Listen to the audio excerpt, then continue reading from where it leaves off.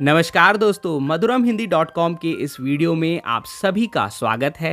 हिंदू धर्म के अनुसार जब कोई व्यक्ति अपना शरीर त्याग कर मृत्यु लोक चले जाते हैं, तब उनकी आत्मा की शांति के लिए श्रद्धा से पिंडदान और तर्पण किया जाता है। यही श्राद्ध कहलाता है। धार्मिक मान्यता अनुसार पितृपक्ष में अपने पूर्वजों की मृत्यु तिथि में श्राद्ध करने से पिंडदान सीधे पितरों तक जाती है। पिंडदान और श्राद्ध कर्म करने के लिए भारत के कई स्थानों को महत्वपूर्ण माना गया है, लेकिन बिहार के गया तीर्थ को पिंडदान और श्राद्ध कर्म करने के लिए सर्वोपरि माना गया है। गया के फल्गु नदी के तट पर बालू से किया गया पिंडदान चावल के पिंडदान के बराबर माना जाता है। अब क्या है इसके पीछे का रहस्य, जानेंगे इस वीडियो में। साथ में जानेंगे गया में पिंडदान करने के महत्व को। तो ये सारी जानकारियों को जानने के लिए इस वीडियो को पूरा देखिएगा, इसके बिल्कुल भी मत कीजिएगा। अगर आप चैनल पे नए हैं तो चैनल को कर लीजिए सब्सक्राइब, और ऐसे ही रोचक जानकारियों को पढ़ने के लिए आप हमारी वेबसाइट मधुरमहिंदी.com पे जरूर आएं, और आप हमें फेसबुक और इंस्टाग्राम पे फॉलो जरूर करें।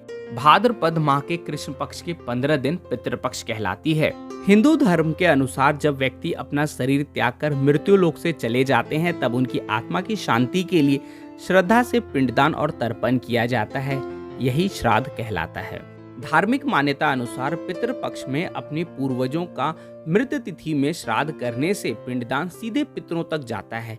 माना गया है कि पितृपक्ष के दिनों यमराज भी पितरों की आत्मा को मुक्त कर देते हैं, जिससे वे धरती पर अपने वंशजों के बीच रहें और अन्न जल ग्रहण करके संतुष्ट हो जाएं। इसके लिए पितृपक्ष के दिनों में लोग अपने पितरों को याद करके उनके नाम से पिंडदान, तर्पण और दान किया करते हैं, जिनसे कि उनकी आत्मा तृप्त होकर लौटे।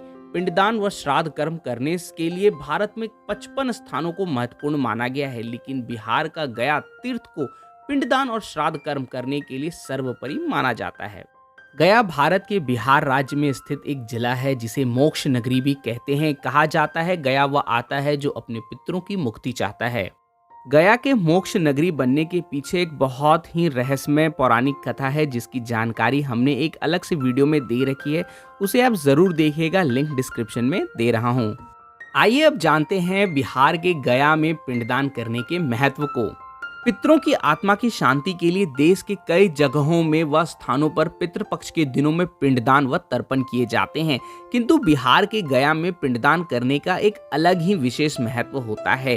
धार्मिक मान्यता के अनुसार गया में पिंडदान करने से 108 कुलों व 7 पीढ़ियों का उद्धार होने के साथ ही उन्हें मोक्ष की प्राप्ति होती है। गया में पिंडदान करने से आत्मा को मोक्ष मिलता है, और इसी वजह से गया को मोक्ष नगरी भी कहा जाता है। कहा जाता है कि गया में भगवान विष्णु स्वयं पितृदेव के रूप में वास करते हैं।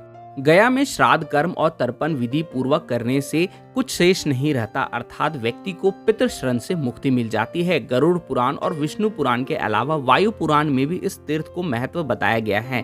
इस तीर्थ को मोक्ष की भूमि यानी कि मोक्ष स्थली कहते हैं। यहाँ पिंडदान व श्राद्ध कर्म करने पर पितरों को मोक्ष मिलने के साथ ही स्वर्ग की प्राप्ति होती है। माना गया है कि गया में फल्गु नदी के तट पर भगवान राम और माता सीता ने राजा दशरथ की आत्मा की शांति के लिए पिंडदान और श्राद्ध कर्म किया था। पितृपक्ष के दौरान हर वर्ष यहाँ मेला लगता है, जिसे पितृपक्ष मेला कहते हैं। हिंदुओं के अलावा यह तीर्थ बौद्ध धर्म के लोगों का पवित्र स्थान है। बौद्ध गया को भगवान बौद्ध की भूमि कही गई है, क्योंकि इसी बौद्ध गया में भगवान बौद्ध को ज्ञान की प्राप्ति हुई। आइए अब हम जान लेते हैं गया में बालू से पिंडदान करने के रहस्य को। गया पिंडदान करने का धरती पर वह स्थान है जहां सच्चे मन से अगर किसी भी चीज से पिंडदान किया जाए तो उनके पूर्वजों को मोक्ष मिलने के साथ ही उन्हें सीधे स्वर्ग लोक प्राप्त होता है। गया में बालू से भी पिंडदान किया जाता है। बालू यानी कि जिसे हम रेत, अंग्रेजी में सैंड कहते हैं। धार्मिक मान्यता है कि गया के फल्गु नदी के तट पर बालू से किया गया पिंडदान चावल के पिंडदान के बराबर माना जाता है। इसीलिए गया के नदी के बालू को पिंड बनाकर पिंडदान करने से पूर्वजों की मोक्ष की कामना पूरी हो जाती है। माना जाता है कि भगवान विष्णु गया में पितृदेव के रूप में स्वयं वास करते हैं, इसलिए गया में श्राद्ध कर्म करना पितरों की आत्मा की शांति के लिए महत्वपूर्ण स्थान माना जाता है। धार्मिक मान्यता है कि गया में श्राद्ध कर्म और तर्पण जिस पितर के नाम से किया जाता है उसे हमेशा के लिए गया में ही छोड़ दिया जाता है, अर्थात फिर उसके नाम का श्राद्ध कर्म नहीं किया जाता। उसकी आत्मा को मोक्ष प्राप्त हो जाता है और कुछ भी शेष नहीं रह जाता। श्राद्ध करने वाला व्यक्ति पितृ श्रम से मुक्त हो जाता है।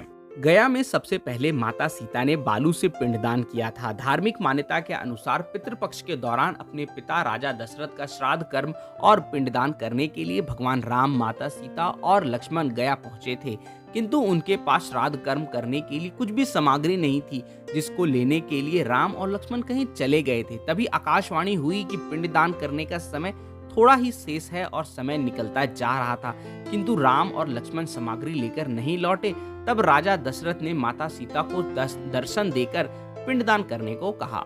इसके पश्चात माता सीता ने फल्गु नदी, वट वृक्ष, केतकी के पुष्प और गाय को साक्षी मानकर बालू का ही पिंड बनाकर फल्गु नदी के किनारे पिंडदान कर दिया। बालू से पिंडदान से राजा दशरथ की आत्मा को शांति मिली और वे सीता को आशीर्वाद देकर मोक्ष के लिए स्वर्ग को प्रस्थान किए। माता सीता के द्वारा बालू से पिंडदान करने के बाद आज भी गया में बालू से पिंडदान की परंपरा है, क्योंकि कहा जाता है कि बालू से पिंडदान का महत्व उतना ही है जितना कि चावल से बने पिंडदान का।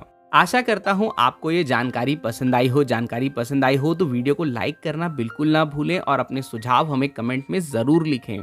क्यों 15 दिनों तक मनाया जाता है पितृपक्ष, किसकी वजह से मनाया जाता है पितृपक्ष, और गया को क्यों कहा जाता है मोक्ष नगरी, और यदि आपको है पितृदोष तो उसके लिए क्या करने चाहिए निवारण, ऐसे सभी वीडियोस हमने पहले ही ला रखे हैं। सभी के लिंक आपको डिस्क्रिप्शन में मिल जाएंगे, आप उन्हें जरूर देखिएगा। madhuramhindi.com के आज के इस वीडियो में बस इतना ही। मिलते हैं अगले वीडियो में एक और नई जानकारी के साथ। तब तक आप अपना और अपनों का बहुत ख्याल रखें। धन्यवाद।